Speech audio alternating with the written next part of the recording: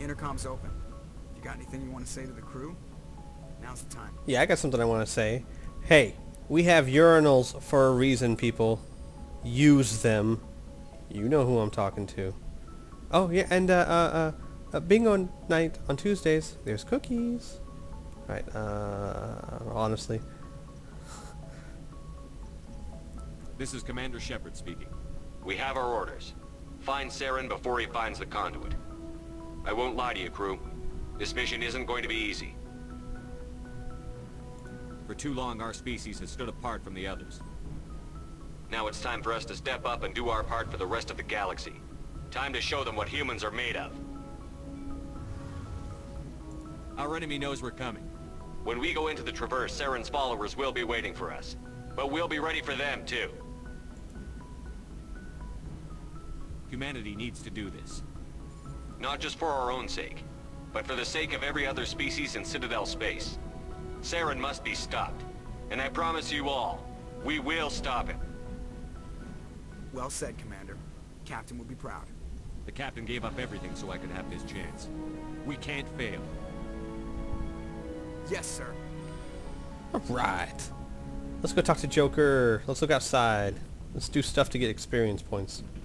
Because I need to level up bad, because I am sucking right now. Commander, something you need? How's the Normandy performing? Is she everything they said she'd be? She's the best ship in the fleet. If you've got a pilot who knows how to handle her. Balance isn't what you'd expect. Takes a while to get used to that oversized drive core we got stuffed in the back, and her power can sneak up on you if you're not careful. The Normandy's probably too much ship for your average Alliance pilot, Commander. Lucky for you, I'm anything but average. And luckily you're not humble about it either. I like to know my crew. Mind if I ask you a few questions? I can see where this is going. You did a background check on me, didn't you? Well, I'll tell you the same thing I told the captain. You want me as your pilot. I'm not good. I'm not even great. I am the best damn helmsman in the Alliance fleet. Top of my class in flight school, I earned that. All those commendations in my file, I earned every single one. Those weren't given to me as charity for my disease. I'm sorry, Joker. I didn't even know you were sick. You mean you didn't know? Oh, crap. Okay, I've got Froelich syndrome, brittle bone disease. The bones in my legs never develop properly. They're basically hollow, too much force and they'll shatter. Even with crutches and my leg braces, it's hard to get around. One wrong step and crack! It's very dramatic, but I've learned to manage my condition, Commander. Put the Normandy in my hands and I'll make her dance for you. Just don't ask me to get up and dance unless, you like the sound of snapping shin bones. Oh, in my youthful days I did. But now I'm older and more refined. Why does everyone call you Joker? It's a lot shorter than saying Alliance Flight Lieutenant Jeff Moreau. Plus, I love to make little children laugh. I was just thinking how much you remind me of Santa Claus. Look, I didn't pick the name. One of the instructors in flight school used to bug me about never smiling. She started calling me Joker, and it stuck. Why didn't you ever smile? Hey, I worked my ass off in flight school, Commander. The world's not gonna hand you anything if you go around grinning like an idiot.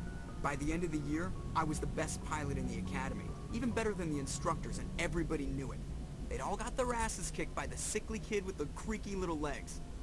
One guess who was smiling at graduation?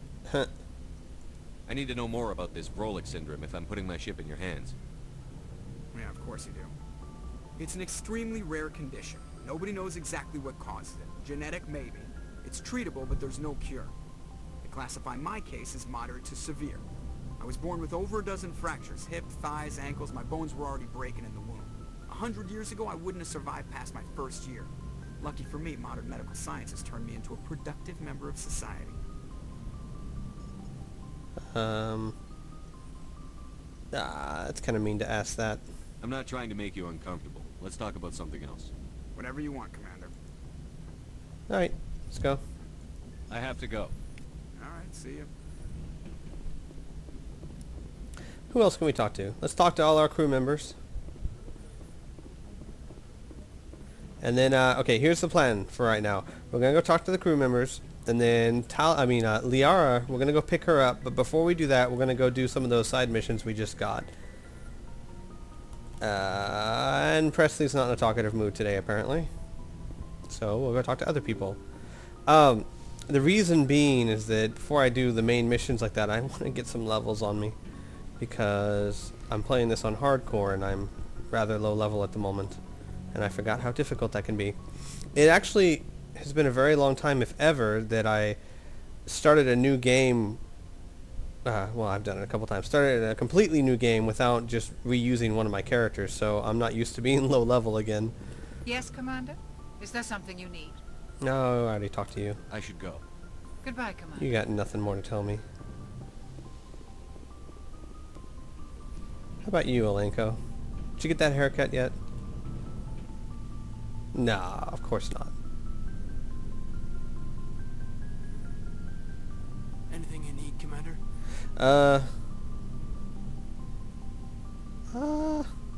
Tactical appraisal. What's your opinion on the last mission? I don't see how we could have done things any better. At least not without getting to Eden Prime sooner. And we were on the scene faster than any other Alliance ship could have been. Just trying to get a sense of where the crew's at. Thoughts? I've wasted enough of your time for now, Commander. We'll have time for personal debriefings later. Fine, fine. We'll talk another time, Lieutenant. Commander? And then go talk to Garrus. Oh, Garrus isn't there. That's a completely different game that Garrus is back there. Garrus is down here. Shepard's locker. What's in Shepard's locker?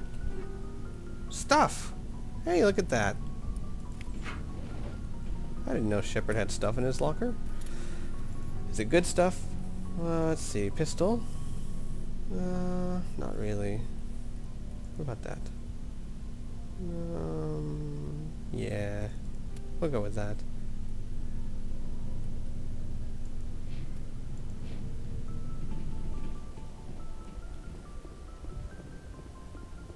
Alright.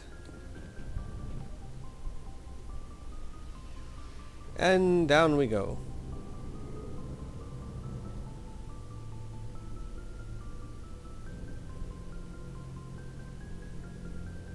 Okay. We're waiting for it to load. Let's go talk to Garrus. Thanks for bringing me on board, Commander. I knew working with a Spectre would be better than life at CSEC. Have you worked with a Spectre before? Well, no, but I know what they're like. Spectres make their own rules. You're free to handle things your way. At CSEC, you're buried by rules. The damn bureaucrats are always on your back. For the most part, the rules are there for a reason. Maybe. But sometimes it feels like the rules are only there to stop me from doing my work. If I'm trying to take down a suspect, it shouldn't matter how I do it, as long as I do it. But CSEC wants it done their way. Protocol and procedure come first. That's why I left. So you just quit because you didn't like the way they do things? There's more to it than that. It didn't start out bad, but as I rose in ranks, I got saddled with more and more red tape. CSEC's handling of Saren was typical.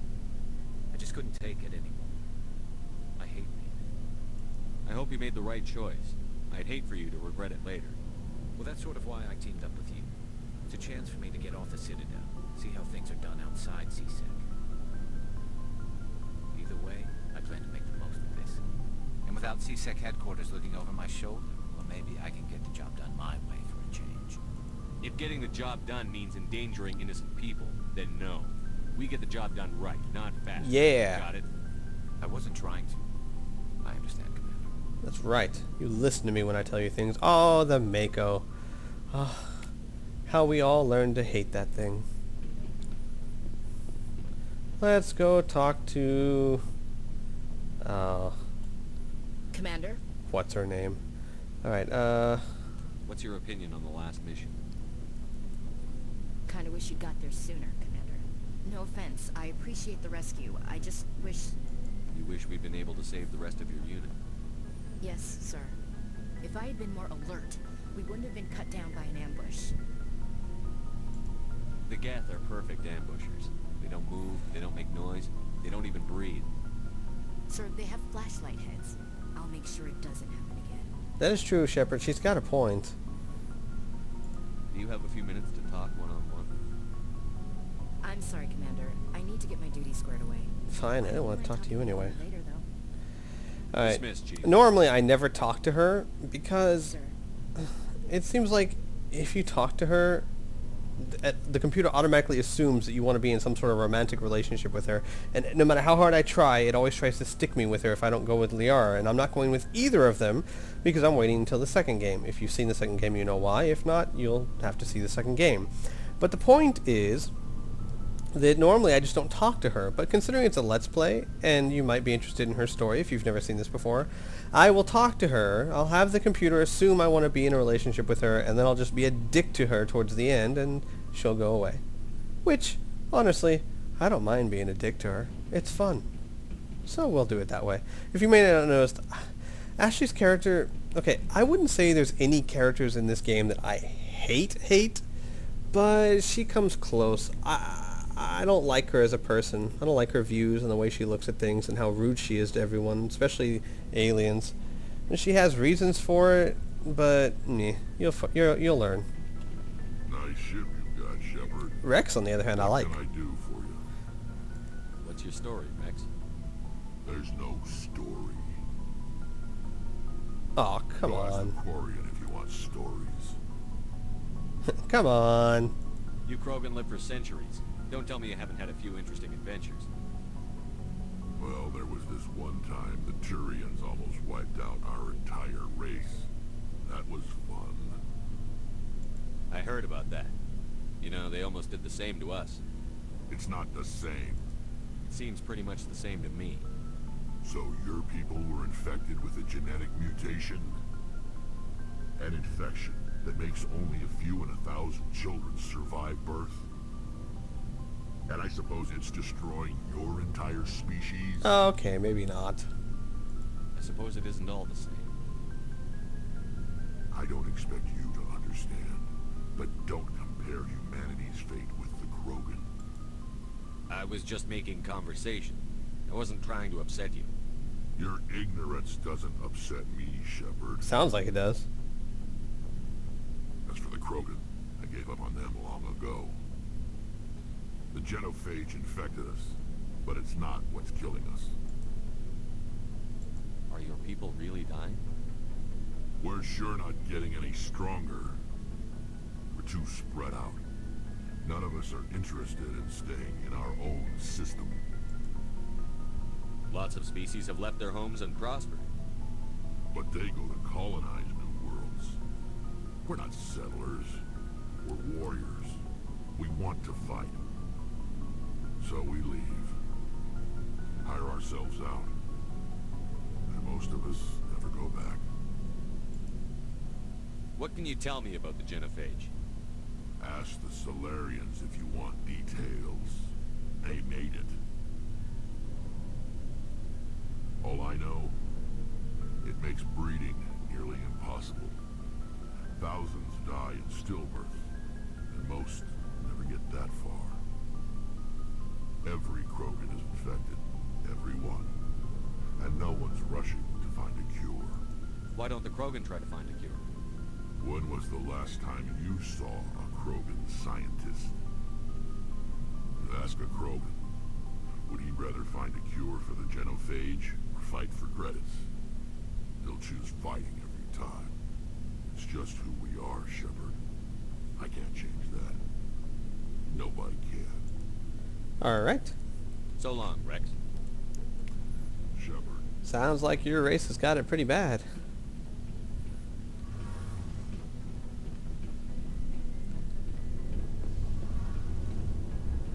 Hey, Commander, you know that Quarian, Tali? She's been spending all her time down here asking me about our engines. I'll tell her to leave you alone. What? No, she's amazing. I wish my guys were half as smart as she is. Give her a month on board and she'll know more about our engines than I do. She's got a real knack for technology, that one. I can see why you wanted her to come along. I figured she'd be a real asset to the team. You've got an eye for Tali, Commander. But I'm guessing that's not why you came down here.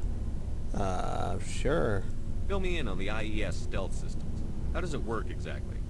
You can't hide a ship out in space. They emit too much heat and radiation. Too easy for sensors to pick them up, unless you find a way to capture those emissions. So our stealth systems trap the energy we give off in storage sinks built into the ship itself. No emissions to give away our location. Eventually the sinks have to be vented. More than a few hours silent running and they overheat. Cook us inside our own